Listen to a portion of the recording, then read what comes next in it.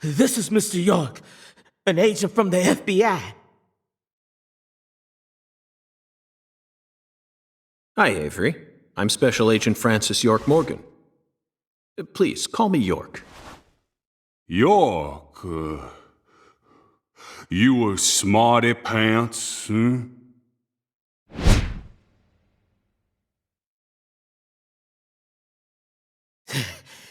He's shyer than he looks. Come on, just settle down, Avery. Tell him what this here place is for. Lots of expensive food here. Yup. Mighty precious to the Clarksons, so I gotta guard it. I see. So you're this area's keeper. Oh, I help with the research too. I do like research. Research? What are you talking about, Avery? This doesn't look like a lab to me. Oh, ain't no lab. It's a warehouse. Ain't no lab. Smarty pant scientist does the research. I ain't no smarty pants, no. He's a bit slow in the mind, but he ain't a bad guy. Oh. Your story about the giant who carried Lisa out. Don't tell me you think it's him. I mean, it's true that he's free to come and go as he pleases in this warehouse, but... No, as far as I can tell, he's just a bit over 6'5". The one who moved Lisa's body must be at least 10 feet tall. He's clearly too short. Too short, huh? Well, if you ever happen to find a man who makes him look small, I'd sure like to meet him.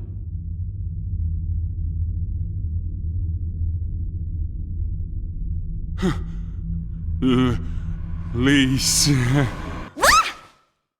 cut it out! Lise. Why? Avery, that's not Lise. Not Lise? This is Melvin's daughter, and my precious assistant. Unfortunately, Elise is no longer with us. Lise! Lise! My fault! My fault!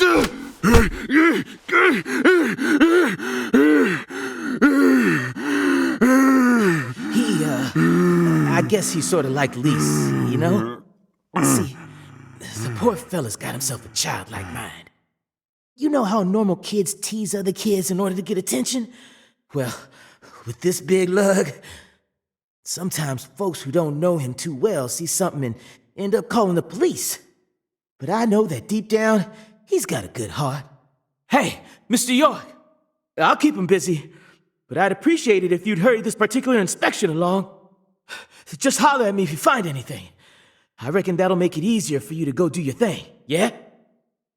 Melvin, I think you're finally starting to catch on.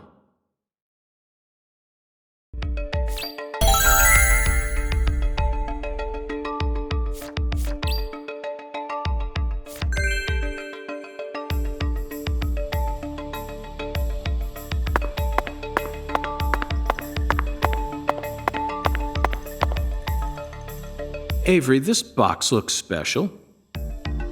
Clarkson food, for their home. Melvin, is this the Clarksons' family crest?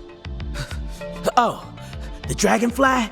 Yeah, that's the Clarksons' mark, all right. Ain't no big deal, though. You can find those all over town. Is that so? Well, yeah. They pretty much run all of this town's major industries. Yeah, I do believe they own just about everything there is to own. So their word is law. They got the whole darn town tattooed with their dragonflies. I can't even walk a few steps without seeing one. Zach, this dragonfly is our flying serpent. The flying serpent owns this town. They're related to Lise Clarkson, our victim.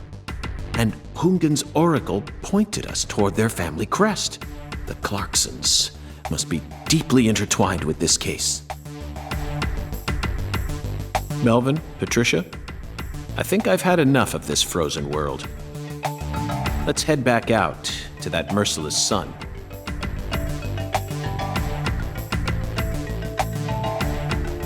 Well, what are you waiting for?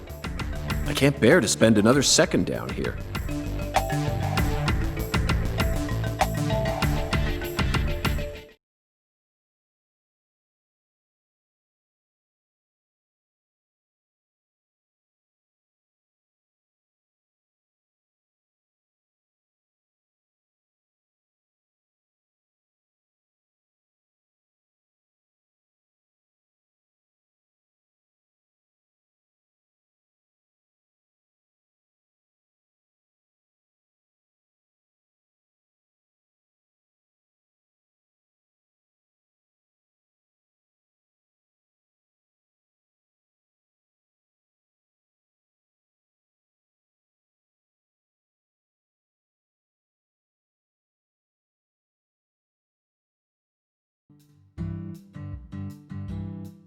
Whew.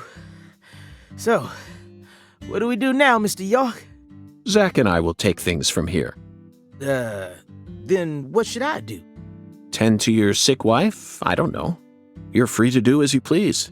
I'll stop by the sheriff's office when I need your help again. I suppose that's what I'll do then. It'll sure make Candy happy. But I am the sheriff of this town, so I do intend to get some work done. I know. How about I search for Lisa's body while you're busy? Not a bad idea. Just be careful that you don't get attacked by a barefooted giant. Hey, don't scare me like that. Why do you keep talking about that giant anyway? You really think some giant was responsible for all this? Melvin, don't be silly. Of course I do. Just when I thought you were starting to catch on. Disappointing, to say the least. But how can you be so sure? I want to see some proof. Proof number 1. The footprints that led up to where Lisa's body originally was were made with bare feet. None of the prints looked similar to those of common insulated boots, and the arches of the feet were visible. The person who carried out Lisa's body must have had very large feet. I'd say they were at least 16 inches. Proof number 2. I found fingerprints on the cord of one of the hanging lights in the warehouse. The fingerprints weren't aimed up from below. They were coming directly from the side. Clearly, the giant moved the light because it was in his way. He pinched the cord with his fingers. Proof number 3. There was nothing else found in the vicinity where Lisa's body was stored. This means the giant carried her out without dragging her across the floor. But there's only one set of footprints. The only conclusion I can draw from this evidence is that a barefooted giant, standing over 10 feet tall, carried Lisa's body out. That concludes the entirety of my proof. Any objections, Melvin? But there ain't no way a human could ever be that tall. Have you seen every human alive with your own eyes? Well then, you need to forget all your preconceived notions when embarking on an investigation. Whether you come face to face with a 10-foot giant or a skeletal gentleman, you always need to accept everything that comes to you with a clear mind. Do that, and eventually the truth will reveal itself to you. You're a smart kid, I'm sure you understand. Well, I'll be damned. I'm sorry I ever doubted you, Mr. FBI Special Agent, sir. A sharp eye and flawless observational skills. Uncovering the truth with a heady intuition. I won't ever question you again. Heck, I'll do whatever you say. That's it, Melvin. I'm glad you finally caught on. Okay, time to go, Patty. You know this town well, so I'd like you to accompany me from now on. Patty?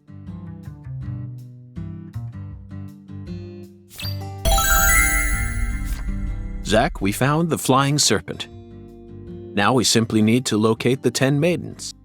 It's time to head on to Alexis's Diner and Lane.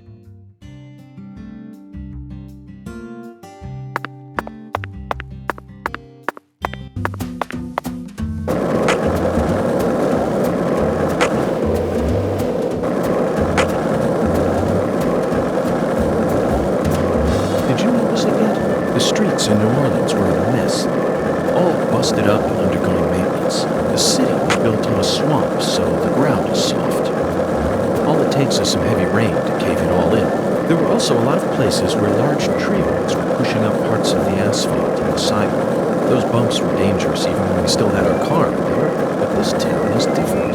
The streets are all paved so cleanly that we can skate along them without a care in the world. And there's hardly any trash or graffiti to be found anywhere. The Clarksons truly do control this place, for better or worse. It's a good example of how allowing certain people to rise to power can have positive effects as well.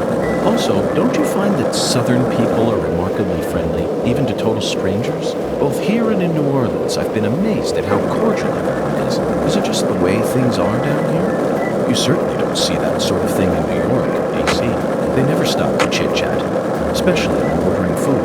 They only say what's necessary, without any decoration. The customer only makes eye contact with the waiter about once every 3 times they interact. But that's just how it is.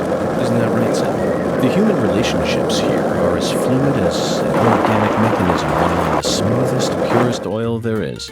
And it feels strangely comfortable. After spending time in New Orleans and coming here, I think I'm starting to like the Southern disposition. They even have their own breed of bizarre crimes.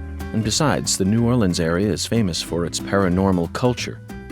I'm sure it'll entertain us somehow. It's still a bit of a ways off, but perhaps we can also do a little case study for our post-retirement plan. What, you still think it's too early for that? I wouldn't say so. It's never too early to be prepared. Come on, I know you're with me on this one, Zach.